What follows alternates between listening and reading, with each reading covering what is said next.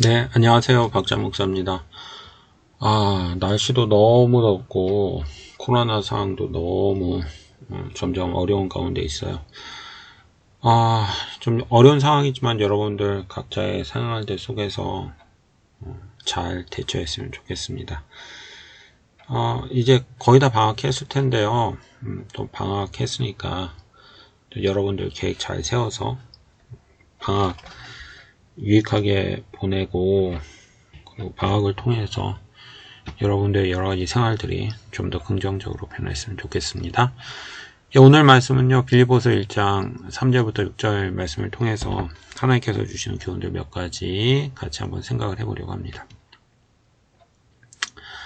목사님 본문 한번 읽어볼게요. 내가 너희를 생각할 때마다 나의 하나님께 감사하며 간구할 때마다 너희 무리를 위하여 기쁨으로 항상 간구함은 너희가 첫날부터 이제까지 복음을 위한 일에 참여하고 있기 때문이라.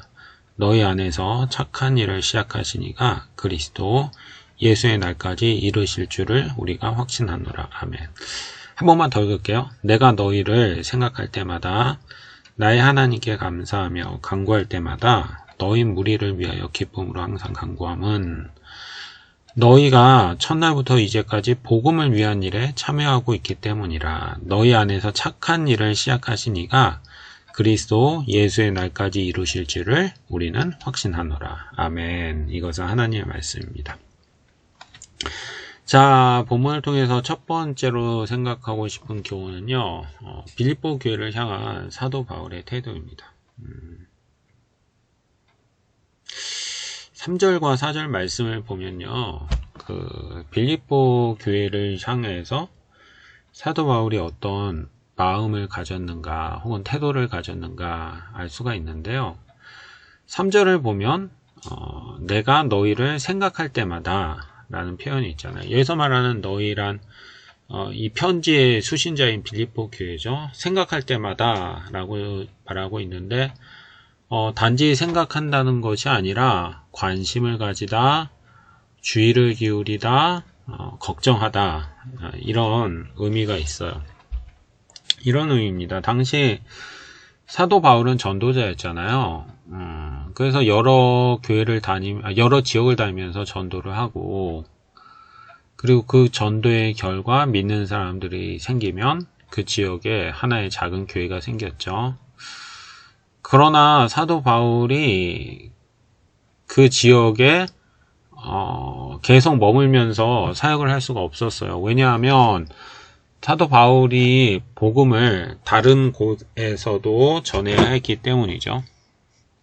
그래서 사도 바울은 어느 정도 복음을 전하고 그 지역에 믿는 사람들이 생기면 다른 지역으로 이동해서 또 그곳에서 복음을 전했습니다.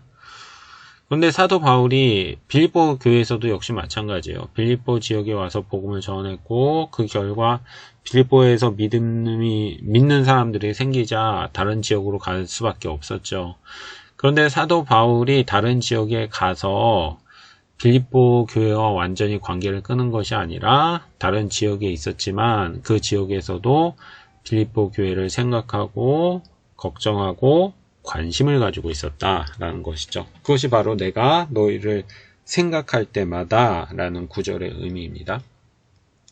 이처럼 사도 바울은요, 늘 빌립보 교회를 생각했어요. 뿐만 아니라 4절을 보면 간구할 때마다 너희 무리를 위하여 라고 말씀을 하고 계십니다. 그러니까 사도 바울이 기도할 때마다 무슨 기도를 했습니까? 너희 무리를 위하여 기도했어요. 그러니까 빌립보 교회를 위해서 기도했던 것이죠. 사도 바울은 늘 기도하는 사람이었는데 그 기도의 제목 중에 하나가 늘 빌립보 교회를 위한 기도였던 거예요. 사도 바울은 늘 빌립보 교회를 떠나서도 그 교회를 향한 마음들이 있었고 궁금했고 그래서 늘 그 교회를 위해서 기도했음을 오늘 본문을 통해서 우리에게 말씀하고 계시는 것이죠. 오늘 본문을 통해서 우리가 첫 번째로 생각하고 싶은 교훈이 바로 이것입니다. 교회를 향한 사도 바울의 태도는 늘 교회를 생각했고 그리고 늘 교회를 위해서 기도했습니다 하는 것이죠. 여러분 오늘도 마찬가지예요. 오늘 우리가 교회를 향해서 우리들이 어떤 태도를 가져야 됩니까? 사도 바울과 같이 늘 교회를 생각하고 그리고 교회를 위해서 기도하는 마음들이 있어야 돼요. 먼저 우리는 늘 교회에 관심을 가지고 교회에 주의를 기울이고 그리고 교회를 생각하는 마음들이 있어야 됩니다. 왜 그렇습니까? 왜냐하면 교회는 우리 영혼의 기초이기 때문이에요. 여러분, 우리의 삶의 가장 기초가 어디입니까? 가정이죠. 그래서 가정이 평안해야 우리의 삶이 평안하고 그리고 가정이 여러 가지 문제가 있으면 우리의 삶들이 여러 가지 문제가 있을 수밖에 없어요. 교회가 우리의 영혼에 바로 그 가정 같은 역할을 하는 겁니다. 교회가 평안해야 우리 영혼이 평안하고 잘 되고 그리고 반대로 교회가 어려울 땐 우리 영혼이 어려움을 겪을 수밖에 없어요. 그렇기 때문에 성도는 늘 교회를 생각하고 관심을 가져야 되는 것이죠. 여러분들 늘 교회를 그런 마음들이 있었으면 좋겠어요. 교회와 우리들은 서로 분리된 너와 나가 아니에요. 연결된 우리입니다. 그래서 늘 교회에 대해서 관심을 가지고 생각해야 되는 것이죠. 그렇다면 그 교회에 대한 생각과 관심이 어떻게 표현이 됩니까? 교회에 대한 생각과 관심이 부정적으로도 표현이 될 수 있어요. 그것이 무엇입니까? 불평을 하고 문제를 제기하고 문제를 만드는 이런 것들이죠. 여러분, 교회에 대해서 문제를 만들고 불평을 하는 사람들도 교회에 대한 생각이 있어요. 교회에 대한 어떤 관심이 없는 사람들은 불평 자체를 하지 않습니다. 그러나 관심이 있는 것은 좋지만 그 관심이 부정적으로 표현되면 교회에도 본인에게도 전혀 유익이 안 되는 것이죠. 그렇다면 그 관심들이 어떻게 표현되어야 됩니까? 4절처럼 기도로 표현되어야 되는 것이죠. 늘 교회에 대해서 관심을 가지고 그리고 그 교회에 뭔가 부족한 점이 있다면 그것들을 가지고 뭔가 말을 만들고 문제를 제기하는 것 이전에 하나님 앞에 기도함으로써 나아가는 것, 그것이 바로 교회를 향한 올바른 태도임을 오늘 사도 바울이 우리에게 말씀하고 계시는 거예요. 그래요. 오늘 우리가 사도 바울을 본받아서 우리들도 교회를 늘 생각하고 그리고 교회를 위해서 기도할 수 있는 저와 여러분이 될 수 있었으면 좋겠습니다. 본문을 통한 두 번째 교훈은요, 교회를 향한 사도 바울의 긍정적인 마음이에요. 여러분 보세요.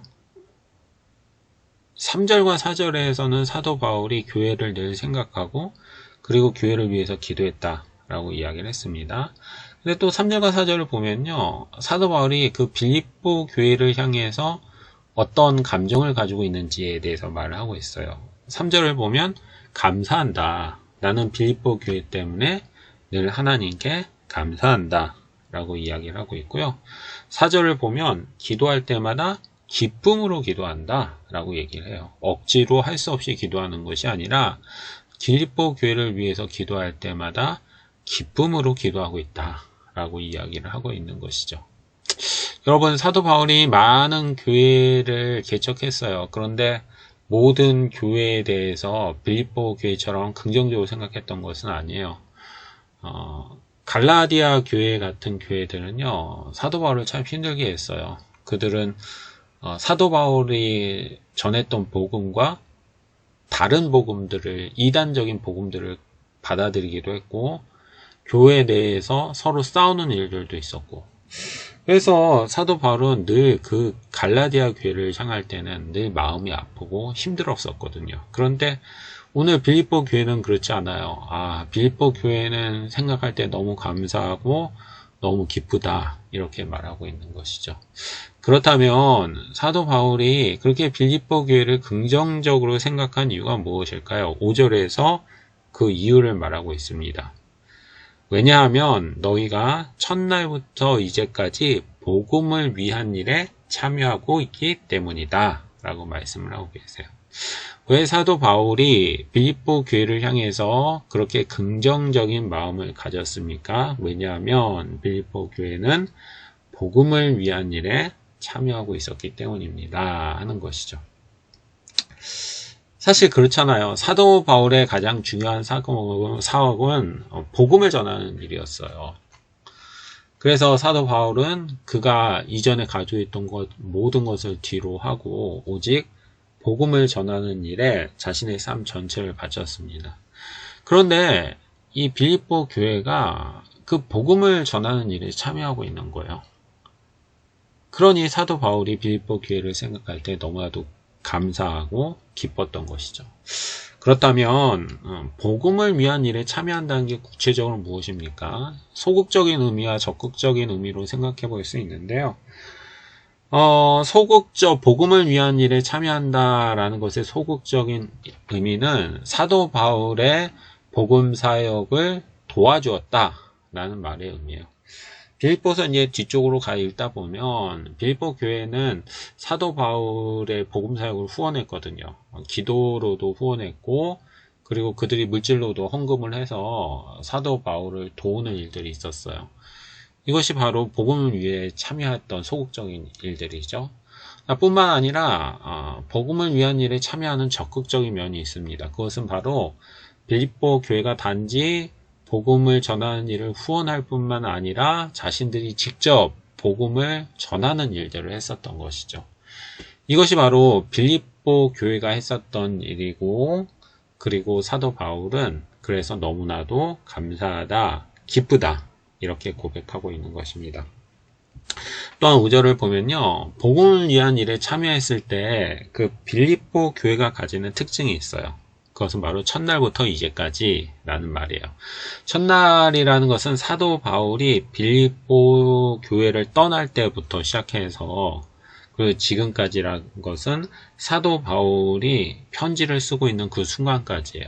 그러니까 빌립보 교회에는 사도 바울이 떠날 때 그를 돕고 전도하는 일을 시작해서 중간에 어느 시점에서 그것을 멈추고 잊어버린 것이 아니라 계속해서 사도 바울을 돕고 있었고 그리고 스스로 복음을 전하는 사람들이었다는 것이죠. 사실 그렇잖아요. 사람들은 누구나 처음에 시작하는 것은 쉽게 해요. 그러나 그것을 끝까지 하는 사람은 많지 않습니다. 우리가 한 해를 시작하면서 내가 오늘 한 해는 성경을 열심히 봐야지 혹은 기도를 해야지 그렇게 결심을 합니다. 그리고 얼마 동안은 실제로 그렇게 해요. 그러나 그것이 4월달이 되고 6월달이 되고 10월달이 되고 12월달이 될 때까지 지속적으로 하는 사람은 그렇게 많지 않거든요. 오늘 빌립보 교회는 첫날부터 이제까지 지속적으로 그들이 시작했던 사역을 계속하고 있었던 것이죠. 그래서 사도 바울은 빌립보 교회를 향해서 그렇게 감사하며 기쁘구나 라고 고백하고 있는 것입니다. 오늘 본문을 통해서 두 번째로 생각하고 싶은 교훈이 바로 이것이에요. 우리가 복음을 위한 일에 참여할 때 하나님께서 우리를 기뻐하십니다 하는 것입니다. 여러분, 하나님께서 우리를 언제 기뻐하실까요? 우리가 여러 가지 신앙의 일들을 할 때 하나님께서 기뻐하실 거예요. 성경을 읽을 때, 기도를 할 때, 그리고 교회에서 여러 가지 봉사를 할 때 하나님께서 우리를 기뻐하실 것입니다. 그러나 무엇보다도 우리가 복음을 위한 일에 참여할 때 하나님께서 기뻐하세요. 왜 그렇습니까? 예수님께서 이 땅에 오셨던 이유가 한 영혼을 구원하기 위해서였거든요. 만약에 병자를 고치고 기적을 베풀기 위해서라면 굳이 예수님께서 이 땅에 오지 않으셔도 충분히 가능했어요. 구약 성경을 보면 수많은 기적들이 있잖아요. 예수님께서 이 땅에 오시지 않아도 그 수많은 기적들은 일어났습니다. 그럼에도 불구하고 예수님께서 이 땅에 오셔야만 했던 이유는 인간을 구원하기 위해서였어요. 그리고 예수님께서 십자가에서 죽으셨던 이유도 오직 한 가지, 사람을 구원하기 위해서였습니다. 그런데 바로 그 일에 우리가 동참하는 것이거든요. 그러니 하나님께서 우리가 복음을 전하는 일에 참여할 때 당연히 그리고 무엇보다 기뻐하시겠죠. 그렇습니다. 오늘 우리가 복음을 위한 일에 참여할 때 하나님께서 기뻐하세요. 소극적으로는 복음을 전하는 일들을 뒤에서 도울 때, 그리고 적극적으로는 직접 우리가 누군가에게 복음을 전할 때 하나님께서 기뻐하십니다. 저는 이 복음을 4단계로 나누거든요. 첫 번째는 복음을 모른다. 두 번째는 복음을 안다. 그리고 세 번째는 복음을 알고 믿는다. 왜냐하면 안다고 해서 모든 사람이 복음을 믿는 건 아니잖아요. 그래서 세 번째 단계는 알 뿐만이 아니라 믿는다. 그리고 네 번째 단계는 복음을 알고 믿고 전한다 라는 것이죠. 여러분, 오늘 우리는 복음의 어느 단계에 와 있습니까? 혹시 복음을 아직 모르고 있지는 않습니까? 복음이 무엇인지 이해하지 못한다면 복음이 무엇인지를 이해해야 돼요. 그리고 복음이 무엇인지를 안다면 믿어야 됩니다. 그리고 믿는다면 우리가 해야 될 일이 무엇입니까? 그것을 전하는 사람이 되어야 되죠. 혹시 우리가 단지 복음을 믿는 것만으로 충분히 만족하고 있지는 않습니까? 그렇지 않습니다. 믿는 사람이 해야 될 일이 있는데 그것은 바로 복음을 전하는 것이에요. 여러분, 하나님께서 우리가 복음을 전할 때 얼마나 기뻐하시는지를 깨닫고 우리가 우리의 삶들 속에서 복음을 전할 수 있는 저와 여러분이 될 수 있었으면 좋겠습니다. 본문을 통해서 마지막으로 생각하고 싶은 교훈은요, 사도 바울의 확신입니다. 사도 바울은 5절에서 빌립보 교회가 복음을 위한 일에 참여하고 있기 때문에 그 빌립보 교회 때문에 기쁘고 감사하다라는 긍정적인 감정에 대해서 이야기를 했어요. 그리고 6절에서는 복음을 위한 일에 대한 사도 바울의 개인적인 확신에 대해서 이야기를 하고 있습니다. 6절 볼까요? 너희 안에서 착한 일을 시작하신 이가 그리스도 예수의 날까지 이루실 줄을 우리는 확신한다. 아멘. 우리는 확신한다 라고 이야기를 해요. 무엇을 확신합니까? 너희 안에서 착한 일을 시작하신 이. 여기서 말하는 착한 일이란 5절에서 이야기했던 복음을 위한 일에 참여하는 거예요.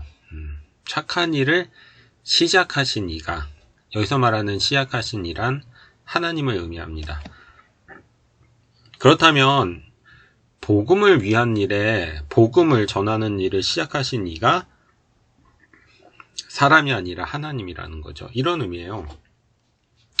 여러분, 한 영혼을 구원하는 방법에 대해서 생각을 해보세요. 인간은 스스로의 힘으로는 스스로를 구원할 수 없습니다. 하나님이 인간이 되어서 대신 죽어지는 것 이외에는 스스로 구원할 수 있는 방법이 없어요. 그런데 그 구원의 방법을 생각한 것이 사람이 아니에요. 사람이 스스로 하나님이 인간이 돼서 우리를 위해서 대신 죽어주면 내가 구원받을 수 있겠구나 라고 생각한 게 아니에요. 하나님께서 그것을 생각하시고 계획하신 것이죠. 그런 의미에서 착한 일을 시작하신 이는 바로 하나님을 의미하는 것입니다. 한 영혼을 구원하는 것을 시작하신 이가 바로 하나님이라는 것이죠. 근데 그 하나님께서 어떻게 하신다고요? 그리스도 예수의 날까지 이루신다는 것이죠. 하나님께서 한 영혼을 구원하는 것을 시작하셨고, 그리고 그 구원을 실제로 이루는 것을 완성하는 분도 바로 하나님입니다. 사도 바울은 바로 그것을 확신하고 있는 거예요. 여러분 생각해 보세요. 사도 바울은 복음을 전하고 있었어요. 그리고 빌립보 교회는 사도 바울이 그 복음을 전하는 일을 돕고, 그리고 스스로도 복음을 전하고 있었습니다. 그러나 만약 그 복음을 전하고 한 영혼을 구원하는 일이 개인의 능력에 달려 있다면 누가 복음을 전하는 일을 감당할 수 있고 또 누가 한 영혼을 구원할 수 있겠어요? 한 영혼을 구원하기에는 모든 사람들이 너무나도 부족한 사람이지 않습니까?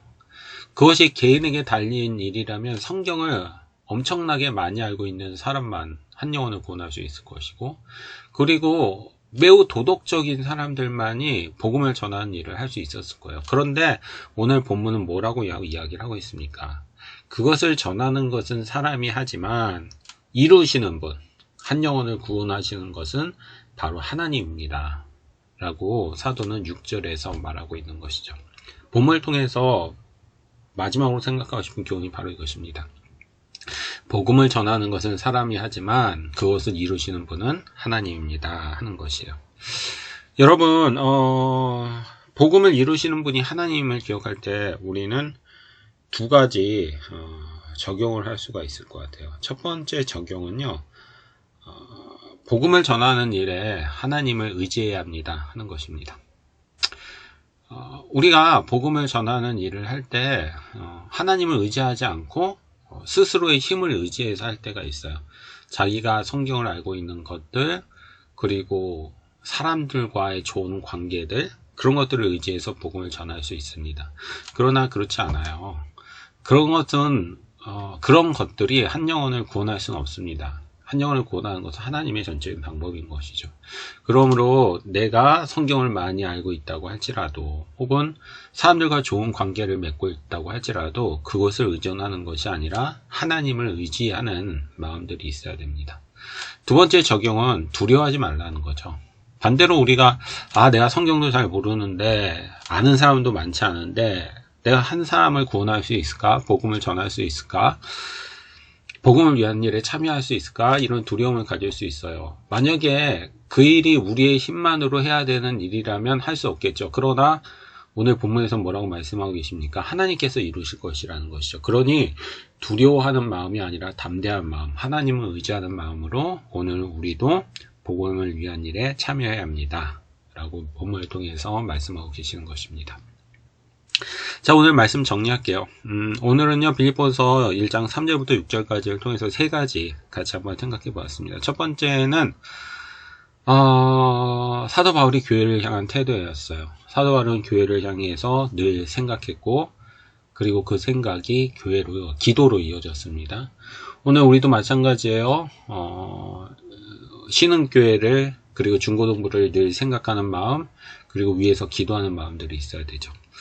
두 번째 교훈은요, 사도 바울은 빌립보 교회에 대한 긍정적인 감정이 있었어요. 감사하는 마음, 그리고 기뻐하는 마음이 있었죠. 왜입니까? 그 교회가 복음을 위한 일에 참여하고 있기 때문에. 오늘도 마찬가지입니다.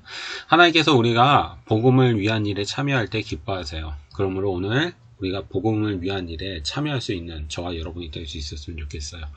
그리고 마지막으로 복음을 위한 일에 참여할 때 우리가 확신해야 될 한 가지가 있습니다. 무엇입니까? 그것을 시작하신 분도 하나님이고 완성하실 분도 하나님이라는 것이죠. 그래서 두려워하지 말자. 하나님께서 완성하실 것이니까 두려워하지 말고 하자. 그리고 또 반대로 자만하지도 말자. 내가 할 수 있을 것처럼 생각하지 말고 하나님의 의지에서 복음을 전하는 일들을 하자. 오늘 우리가 본문의 말씀들 같이 한번 생각해 보시고 말씀들 통해서 우리의 삶들의 변화가 있었으면 좋겠습니다. 기도합시다. 하나님 감사합니다. 여러 가지 어려운 상황으로서 중고등부가 두 번째 비대면 예배를 드렸습니다. 하나님, 저희들 이렇게 영상으로 같이 설교 말씀을 듣지만 말씀 가운데에서 하나님께서 깨닫게 해주시고 능력을 베풀어 주셔서 우리 아이들이 말씀을 듣게 하시고 깨닫게 하시고 믿는 일들이 일어날 수 있도록 복을 내려 주시옵소서. 하나님, 또한 우리 아이들 이제 방학을 시작했습니다. 그 기간들 동안 잘 계획하게 하시고 하고 싶었던 것들 그리고 해야 될 것들을 잘 조절해서 이 방학들을 통해서 우리의 삶들이 성장하는 시간들 될 수 있도록 복 내려 주시옵소서. 감사합니다. 모든 말씀 예수님의 이름으로 기도드렸습니다. 아멘. 설교를 마치도록 하겠습니다.